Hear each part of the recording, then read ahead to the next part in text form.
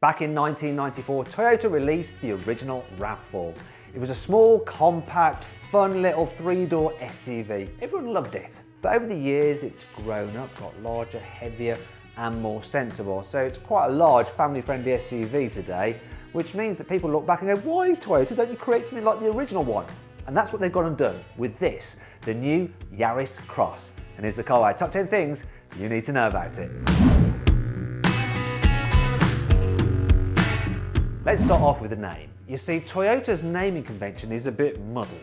So you've got the RAV4 and the CHR for its SUVs. So RAV4 stands for Recreational Activity Vehicle, and the 4 obviously is for four-wheel drive.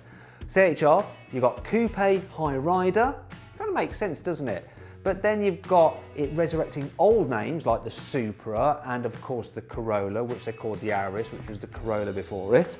And then with this car now, they've just been lazy and gone, oh, we've got a Yaris, which is small, let's just call the SUV-ish version the Yaris Cross.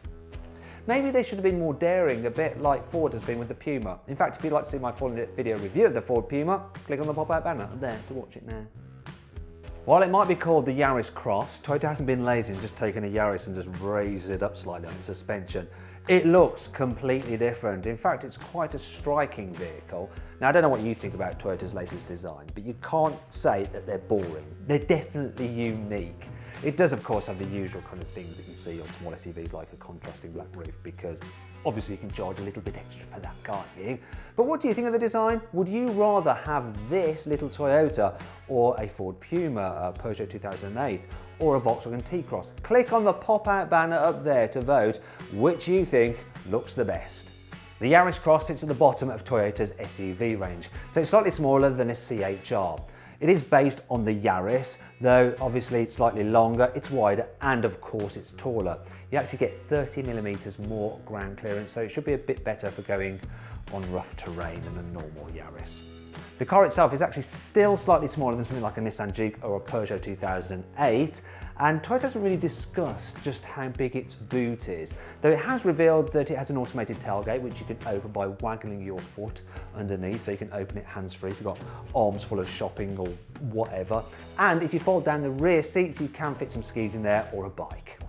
Toyota pioneered hybrid technology with the original Prius, and they're all about hybrids these days. And that's why you're only going to be able to get the Toyota Yaris Cross as a hybrid.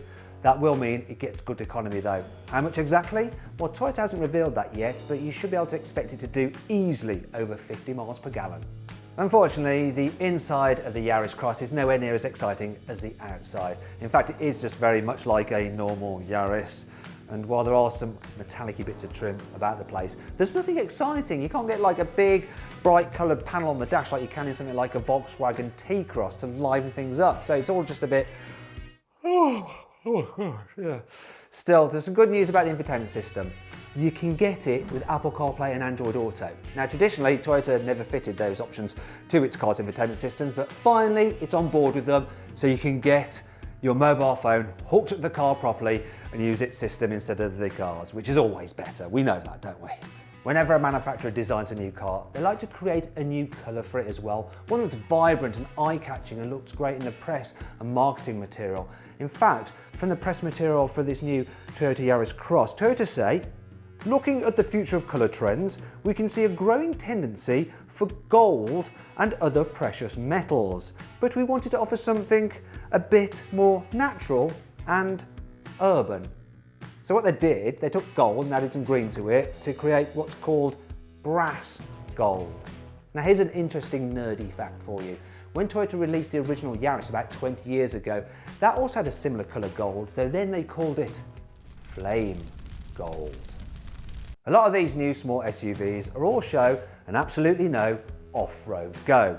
You can't get many of them with four-wheel drive at all, they're all just front-wheel drive. That's not the case though with the new Toyota Yaris Cross. You can get an all-wheel drive version. It uses another electric motor in the back to power the rear wheels. Now don't get too carried away and think you can follow a Land Cruiser off-road, because you definitely can't. You will get stuck. But if the going does get a bit slippery, you've got that extra traction from the back to help you keep going. The Yaris Cross uses a 1.5 litre 3-cylinder turbo petrol engine, which works together with an electric motor to power the front wheels. Combined, they deliver 116 horsepower. So it should be nippy enough, but not exactly quick. Though of course that little electric motor will give you a little bit of a boost when you're pulling away, so it should be okay for nipping through traffic. If you fancy a Toyota Yaris Cross, I've got some bad news for you. You're gonna have to wait a year until you can get your hands on one because they're not going on sale for about 12 months. In terms of pricing, Toyota hasn't announced it yet, but considering the normal Yaris hybrid costs around 20 grand and the SUV's Commander Premium, it's probably going to start from around £25,000. Now, if you want to check out reviews of some other small SUVs, click on the pop-out banner up there to go to CarWow. You'll also be able to compare offers on any car. Toyota has already proclaimed that its Yaris hatchback will be the safest compact car on the market.